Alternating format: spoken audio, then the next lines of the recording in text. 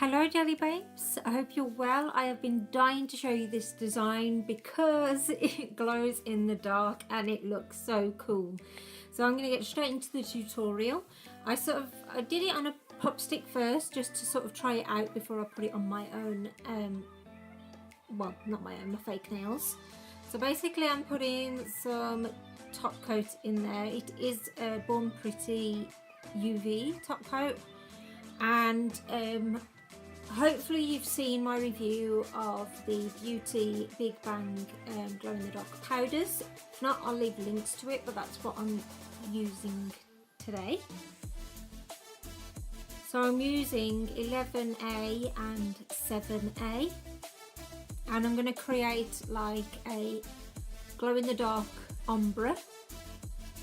So these powders are really easy to work with, and sort of a little goes a long way. I know it doesn't particularly look like I've got much in my little pot, but yeah, the brush I'm using anyway kind of absorbs it all, and it sort of, you know, a little does go a long way. And then obviously because I'm going to be doing a glitter ombre, obviously I'm not doing the full nail with one colour. So I started off using this brush. It was a bit more, well, meant to be a bit more of a quality brush, but when I used it to apply, it was putting it on streaky, and I just didn't like it. So I actually went back to my cheapy brush, and that sort of smoothed it out a lot nicer.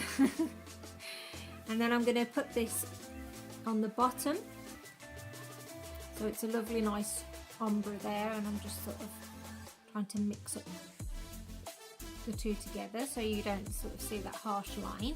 So I'm going to pop that underneath my lamp for a minute to cure it, and I'm doing the same here. I mean, you can obviously decide how many layers you want to put on of it. I would recommend you sort of do it over a white background. I think it makes it pop, and I've saw people do this sort of blending colours in, so I tried that. That was really good. So I'm gonna just leave it at 3 coats, I think, because it's more than sort of more, what's the word I'm thinking of? It's like okay opaqueness. So yeah, so I've just sort of got that line sorted. Oops. Right, excuse me. I've cured it between each layer, and then I'm applying a top coat which sort of smooths it all out. And I'm so happy. Doesn't that just look so cool? And it kind of reminded me a bit of like a sunset. That's why I've sort of chose the design that I did. So I'm going to go and pop it on my sort of fake nails. So this is how it looks. So you have got that sort of subtle ombre. I like the fact that it's sort of coloured, and like I say, I did all 3 coats on my fingers, and if I was doing my thumb, like if I was doing my own nails, I would have enough for that as well. So little really does go a long way. You do need to have UV exposure for it to work, but don't put it in a fancy pot that you want to use, because I just could not get that out. I tried acetone and everything and it just wasn't budging. So here is the stamping plate that I'm using. It's Roto or whatever, a toe. Plate 17, and I'm using obviously the palm tree image.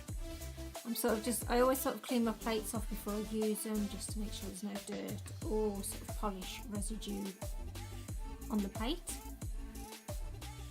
So I'm getting this fabulous palm tree, and with some sellotape I'm just sort of gonna, oh actually no, forget that. I just put it straight onto my nail, and then there where it's sort of like smudged, I'm using just a sort of a doodle pen. Obviously you can use a brush and some polish if you needed to, but yeah, I find this easier than trying to do it with a brush. So I'm just sort of creating like it's on a little island sort of look. So I'm going to do the same now. And this time I used the tape.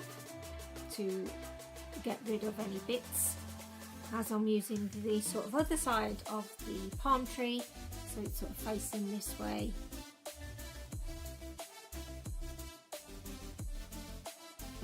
Well, that was pretty rubbish. Right, I'm going to do that again.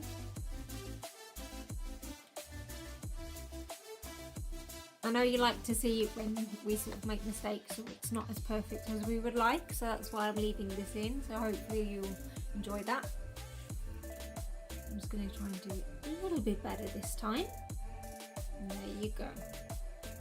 Much better. And then I sort of wanted to do like the sea, like a, you know, like the wavy sea sort of in the distance, so I'm using this DRK Seasons plate. I'm just going to get rid of all this stuff that I don't want. And it's cool as well because it's got like the sun shape on it. Sorry, I've totally done that off camera. So I did the other hand, and now to move on to the sort of romantic side of it, where you're going to have a couple holding hands looking out at the beach at the sunset. So this is Born Pretty 71.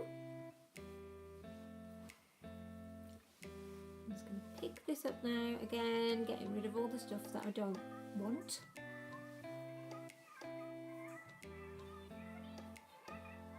And which one should I place it on? Place it on this one. And I totally messed that up as well. So I removed that and did it again, but that's like that's what's great about gel polish, is that you can remove it and it's not going to remove that base colour. So I'm going to just position it a little bit higher. There you go, that's much better. And I just felt like the ring finger needed something else on it, so I just went back and put the love wording on it, just because obviously it's like a bit more romantic. So this could be like a cool sort of summer design, because obviously you've got the bright sort of pink base, obviously palm trees and things like that.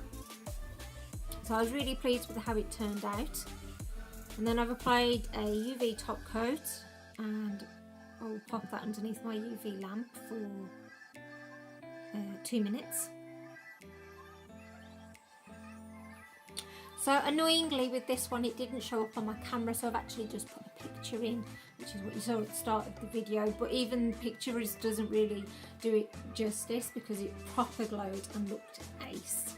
It's probably like one of my coolest nail designs that I've done, and hopefully that way you can see a bit more of the gel ombre.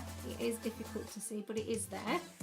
So that's it, Jelly Babes. I really hope that you've enjoyed my video. Please click subscribe, it's free to do so, and I'll see you in the next one. Bye.